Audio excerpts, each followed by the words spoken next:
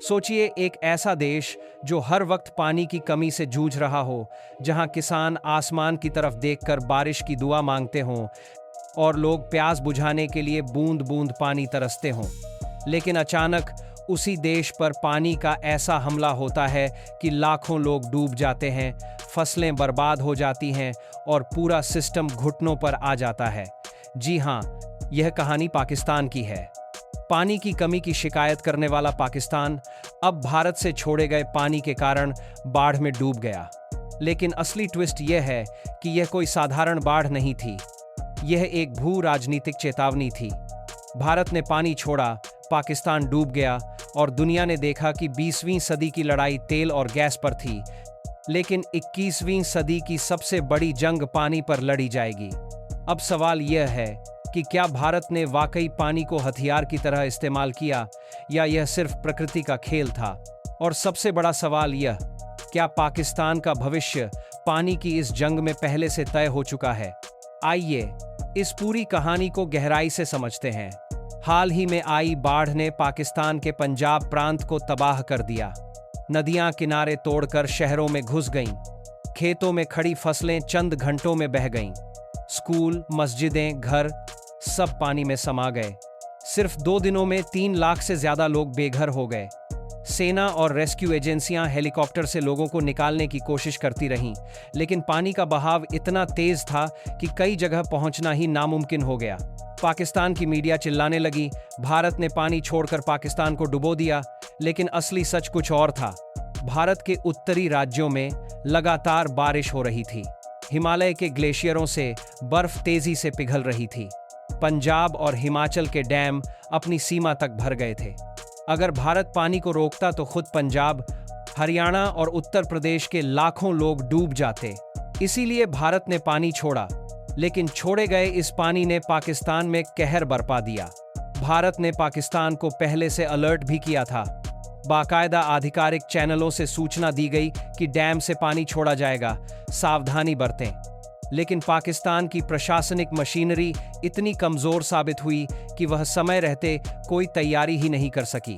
अब यहाँ पर कहानी और दिलचस्प हो जाती है। भारत और पाकिस्तान के बीच पानी को लेकर पहले से ही एक बड़ी संधि है। इसे कहते हैं सिंधु जल संधि। सन 1960 में वर्ल्ड बैंक की मध्यस्थता से हुई इस संधि के तहत भारत ने पाकिस्तान को सिंधु नदी और उसकी 6 सहायक नदियों का पानी देने पर सहमति दी थी। 3 नदियां सतलुज, रावी और ब्यास भारत के हिस्से आईं और 3 नदियां सिंधु, चेनाब और झेलम पाकिस्तान के हिस्से। पाकिस्तान की खेती, उसकी अर्थव्यवस्था और उसकी पानी की सप्लाई पूरी तरह इन्हीं नदियों पर टिकी हुई है।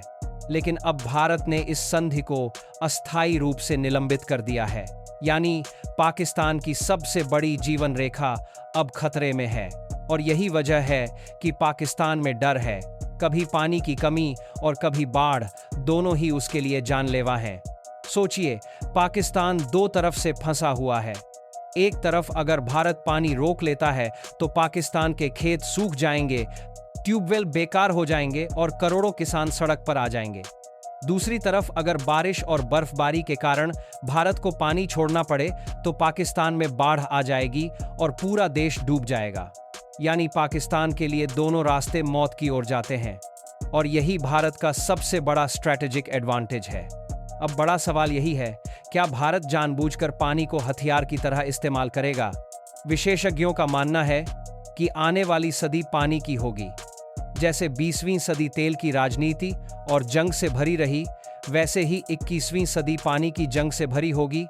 और इस जंग में भारत के पास सबसे बड़ा ट्रम्प कार्ड है। भारत चाहे तो पानी रोककर पाकिस्तान को प्यासा रख सकता है। भारत चाहे तो बाढ़ के वक्त पानी छोड़कर पाकिस्तान को डुबो सकता है। और इन दोनों ही हालात में पाकिस्तान का भविष्य अंधेरे में है। पाकिस्तान की असली समस्या यह है कि उसके पास पानी को मैनेज करने का कोई ठोस सिस्टम नहीं है। डैम्स पुराने हैं, जल प्रबंधन ढीला है और प्रशासन पूरी तरह फेल है।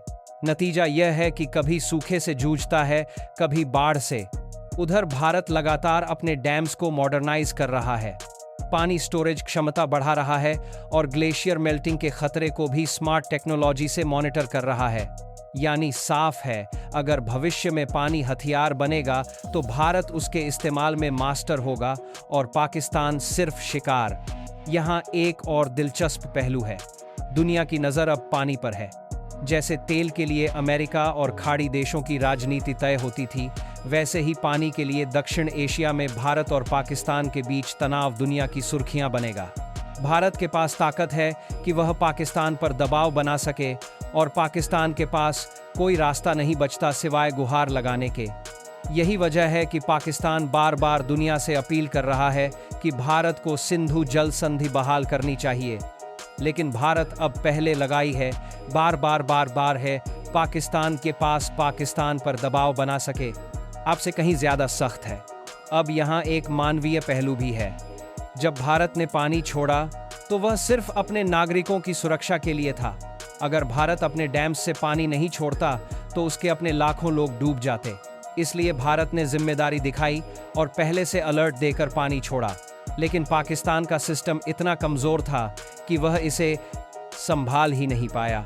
यानी भारत मानवीय दृष्टिकोण से सही था, लेकिन पाकिस्तान की नाकामी ने इस बाढ़ को तबाही में बदल दिया। अब आइए असली भू राजनीति पर। भारत की ताकत सिर्फ उसकी मिसाइलें या परमाणु हथियार नहीं है। भारत की सबसे बड़ी स्ट्रैटेजिक ताकत अब उसका पानी है। अगर पाकिस्तान आतंकवाद को बढ़ावा देता है तो भारत सिर्फ नदियों के वॉल्व घुमाकर उसका खेल बिगाड़ सकता है। बिना एक भी गोली चलाए पाकिस्तान को घुटनों पर लाने की यह ताकत सिर्फ पानी में है। और यही वह एडवांटेज है जो भारत को आने वाली सदी में सबसे बड़ा स्ट्रैटेजिक प्लेयर बनाएगा। अब सोचिए, जब दुनिया पानी को सोने से भी ज्यादा कीमती मानने लगेगी, तब पाकिस्तान जैसे देश का क्या होगा। उसके पास न पैसा है, न तकनीक और न ही स्थिरता। वहीं भारत के पास सब कुछ है, डैम्स, टेक्नोलॉजी और भू राजनीतिक रणनीति। यानी आने वाले समय में पाकिस्तान की असली जंग आतंकवाद या अर्थव्यवस्था की नहीं होगी, बल्कि पानी की होगी। और यह जंग वो पहले ही हार चुका है। तो दोस्तों, यह सिर्फ एक बाढ़ की कहानी नहीं है, यह उस आने वाले भविष्य की झलक है जहां जंगें बंदूक से नहीं बल्कि पानी से लड़ी जाएंगी। पाकिस्तान के लिए यह भविष्य डरावना है और भारत के लिए यह सबसे बड़ी रणनीतिक बढ़त। अब सवाल आपसे, क्या भारत को पानी को हथियार की तरह इस्तेमाल करना चाहिए या इसे सिर्फ मानवीय दृष्टिकोण से देखना चाहिए?